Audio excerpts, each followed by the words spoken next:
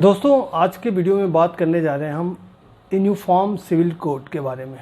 क्योंकि अभी कुछ दिन पहले अमित शाह जी की रैली हुई थी, तो उन्होंने रैली में कहा था कि बहुत जल्द ही भारत सरकार पूरे इंडिया में यूनिफॉर्म सिविल कोड अप्लाई करने जा रही है। दोस्तों देखा जाए तो यूनिफॉर्म सिविल कोड की बात टाइम टू टाइम हमेशा होती रहती है, लेकिन बहुत कम ही राज्य हैं या स्टेट हैं जो इस बात पे अमल करते हैं कि वो इसके पक्ष में हैं कि यूनिफॉर्म सिविल कोड लागू हो जाए।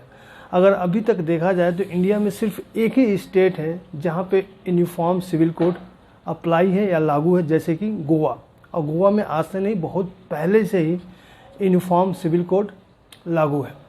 दोस्तों क्वेश्चन उठता ये है कि आखिरकार ये यूनिफॉर्म सिविल कोड है क्या, क्योंकि इसके पक्ष में कुछ लोग हैं और इसके अपोज में भी कुछ लोग हैं। तो जो लोग अपोज में हैं या जो लोग पक्ष में हैं, आखिरकार उनकी ऐसी क्या दलील है कि कुछ लोग फेवर में हैं कुछ लोग फेवर में नहीं हैं। तो इस पूरे टॉपिक पे आज हम बात करेंगे। तो दोस्तों सबसे पहले हम बात करते हैं कि आखिरकार यूनिफॉर्म सिविल कोड है क्या। देखिए दोस्तों, यूनिफॉर्म सिविल कोड का मतलब है समान नागरिक संहिता।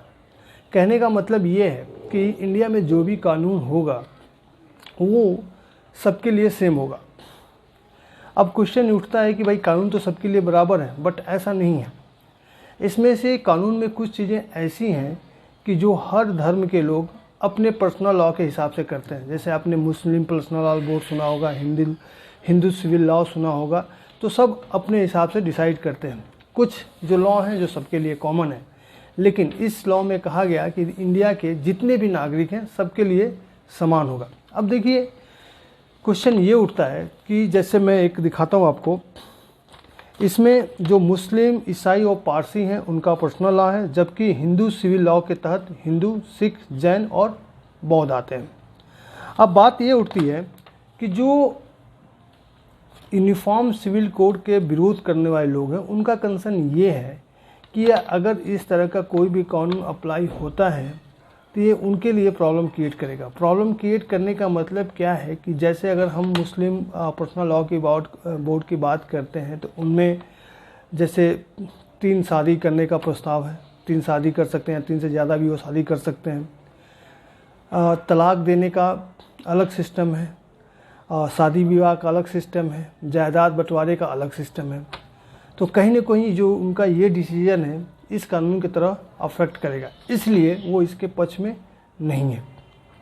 क्योंकि वो अपने जो कुछ कॉमन चीज़ें हैं जैसे शादी विवाह करना, तलाक लेना और ज़मीन जायदाद का बंटवारा, बच्चों के गोद लेने, ये जो सारी प्रक्रिया है वो अपने पर्सनल लॉ के हिसाब से करना चाहते हैं, इसलिए वो इस चीज़ों को विरोध कर रहे हैं। जो लोग इस कानून के पक्ष में हैं उनका कंसर्न ये है कि जब कोई भी केस कोर्ट में पहुंचता है तो जैसे अगर हम उसको डिफ्रेंशिएट करते हैं अलग अलग बोर्ड के हिसाब से, तो ये बहुत टाइम टेकिंग प्रोसीजर होता है और इसके वजह से बहुत से केसेस बहुत लंबे तक पेंडिंग रहते हैं।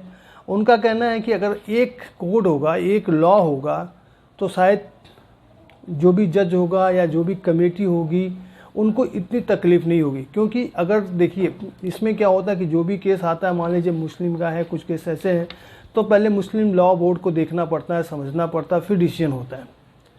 और जैसे हिंदू, अगर सबका कोड एक ही होगा, सबके लिए लॉ एक ही होगा, तो ये जो दूसरे केसेस या दूसरे लॉ को स्टडी करने का तरीका होगा वो टाइम बचेगा और शायद डिसीजन जल्दी होगा, क्योंकि सबको पता है कि भाई किस केस में क्या होना है। अगर मान लीजिए एक लॉ लागू हो गया तो हमें पता है कि हाँ भाई आप 3 शादी नहीं कर सकते, तलाक देने का प्रक्रिया आपका चेंज हो जाएगा, ज़मीन जायदाद का बंटवारा का प्रोसीजर चेंज हो जाएगा।